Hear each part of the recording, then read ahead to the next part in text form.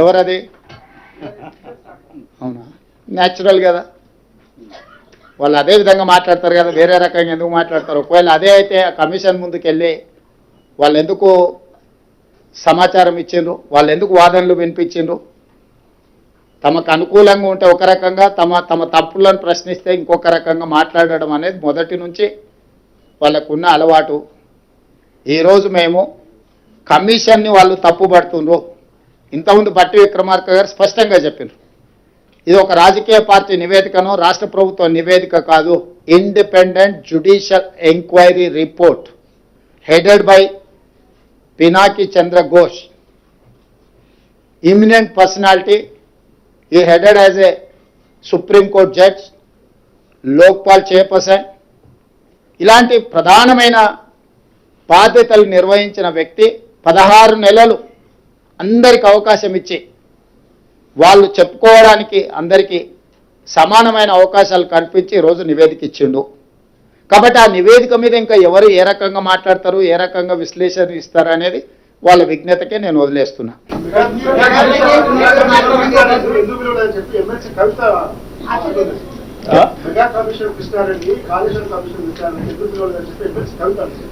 మరి వాళ్ళ ఫాదర్ని అడగాలి, ఎందుకనంటే ఎవరికి ఏం మర్చి పెట్టిండో వాళ్ళ ఫాదర్కి తెలుసు కదా.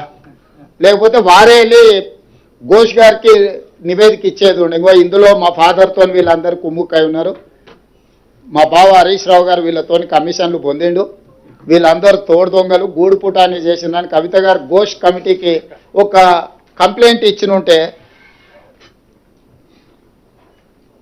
ఖచ్చితంగా పిలిచి ఉండేవాళ్ళు. ఇప్పుడు కమిషన్ నివేదిక ఇచ్చిన తర్వాత ఎవరిని ప్రశ్నిస్తుంది? ఒకవేళ ఘోష్ గారిని ప్రశ్నించాలంటే వారు కలకత్తాలో ఉంటారు, కవిత గారు కలకత్తాకి వెళ్ళి ప్రశ్నలు వేయవచ్చు.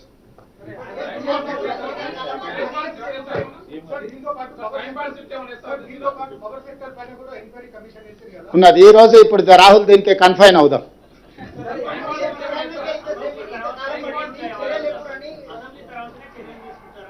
అసెంబ్లీలో చర్చలు చేసిన తర్వాత చర్చల సారాంశం ప్రకారం భవిష్యత్ కార్యాచరణ ఉంటుంది.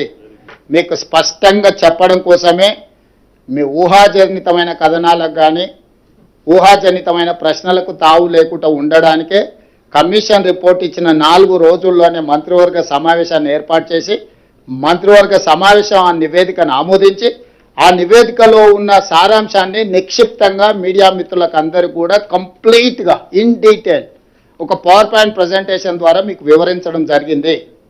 దీంట్లో ఎలాంటి శశపిశలకు తావు లేదు. నివేదిక సారాంశాన్ని సూచనల్ని తప్పకుండా ఈ ప్రభుత్వం పాటిస్తుంది. దానికి ఒక అప్రోప్రియేట్ సిస్టమ్ని అడాప్ట్ చేసుకోదలుచుకున్నాం.